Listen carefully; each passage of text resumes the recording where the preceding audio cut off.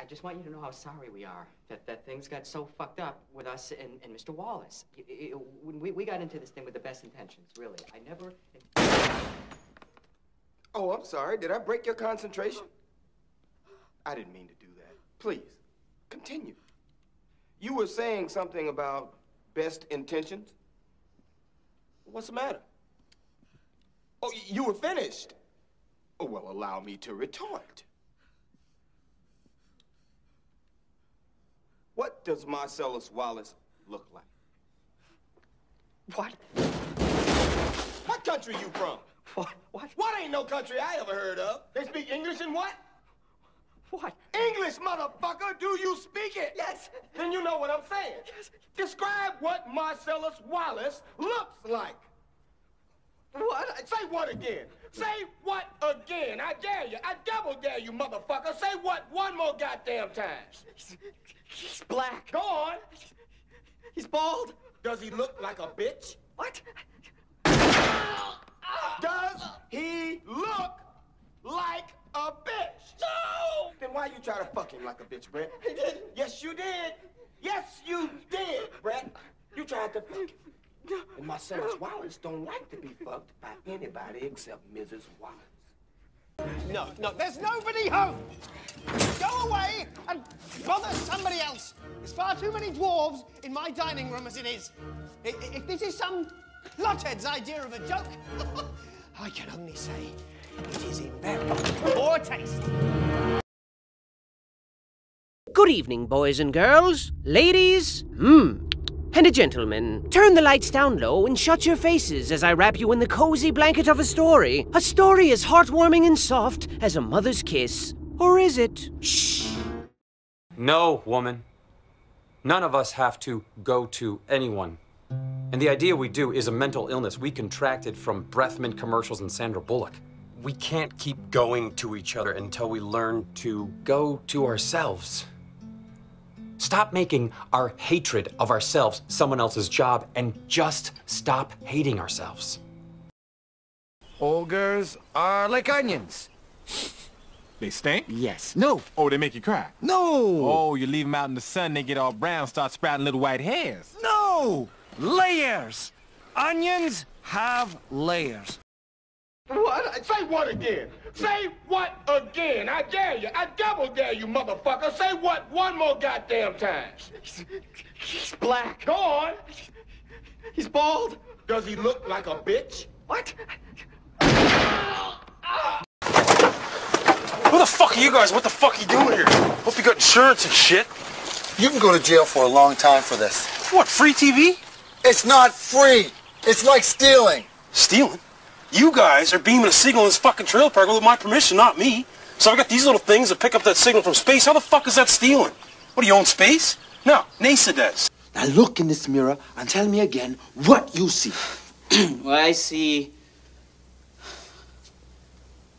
Pride! pride. Right. Power! Power.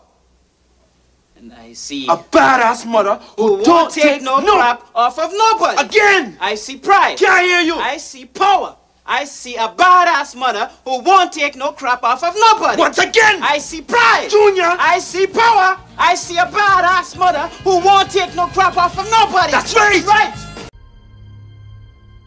Emmett. Who said that?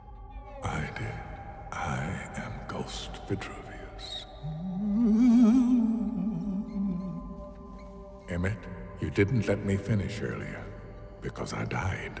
The reason I made up the prophecy was because I knew that whoever found the piece could become the special.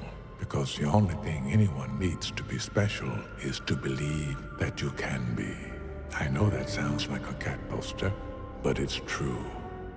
Look at what you did when you believed you were special.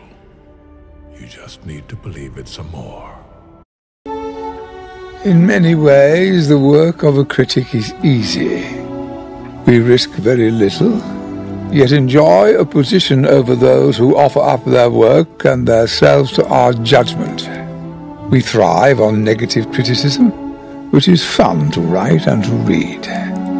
But the bitter truth we critics must face is that in the grand scheme of things, the average piece of junk is probably more meaningful than our criticism designating it so. But there are times when a critic truly risks something, and that is in the discovery and defense of the new. The world is often unkind to new talent, new creations. The new needs friends. Last night I experienced something new. An extraordinary meal from a singularly unexpected source. To say that both the meal and its maker have challenged my preconceptions about fine cooking is a gross understatement. They have rocked me to my core. In the past, I have made no secret of my disdain for Chef Gusteau's famous motto, "Anyone can cook," but I realize only now do I truly understand what he meant. Not everyone can become a great artist, but a great artist can come from anywhere. It is difficult to imagine more humble origins than those of the genius now cooking at Gusteau's, who is, in this critic's opinion, nothing less than the finest chef in France. I will be returning to Gusteau soon, hungry for more. You know plants and vegetables feel distress. A number of studies have shown that plants feel pain and vegetables are picked and often eaten while still alive. And you know what, vegans? I don't eat vegetables. Yes, my poo is very hard, but I do not eat vegetables because vegetables feel pain. These vegetables feel distress. They have families. You vegans have been killing these plants and vegetables, and how do you think that makes me feel, huh? At least animals get to walk around. Vegetables are roots. They can't move. They can't go to a bar. They can't watch their favorite movies. They can't go to the club because they're lodged into the ground. And that's sick. That's disgusting. You're rooting for the wrong team, guys. Animals eat vegetables, and that's not okay. I'm a vegetable rights activist. Potatoes, carrots, broccoli, apples, you name it. Except turnips. Turnips are fucking nasty. Fuck turnips. What is my perfect crime? I break into Tiffany's at midnight. Do I go for the vault? No, I go for the chandelier. It's priceless. As I'm taking it down, a woman catches me. She tells me to stop. It's her father's business. She's Tiffany. I say no. We make love all night. In the morning, the cops come and I escape in one of their uniforms. I tell her to meet me in Mexico, but I go to Canada. I don't trust her. Besides, I like the cold. 30 years later, I get a postcard. I have a son, and he's the chief of police. This is where the story gets interesting. I tell Tiffany to meet me in Paris by the Trocadero. She's been waiting for me all these years. She's never taken another lover. I don't care. I don't show up. I go to Berlin. That's where I stashed the chandelier.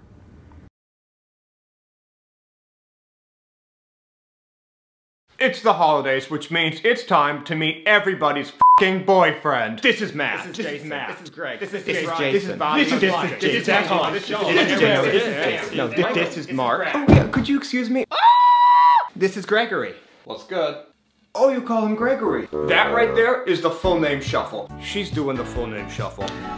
This is Gregory. When a girl calls her boyfriend by his formal name, you know he's the worst. She's trying to overcompensate. It's like putting out a dip at a party and calling it a baked Gouda Asiago dip when everyone knows it's just microwave Velveeta. It's like putting rims on a Geo. It's clever. You hear, oh, Gregory.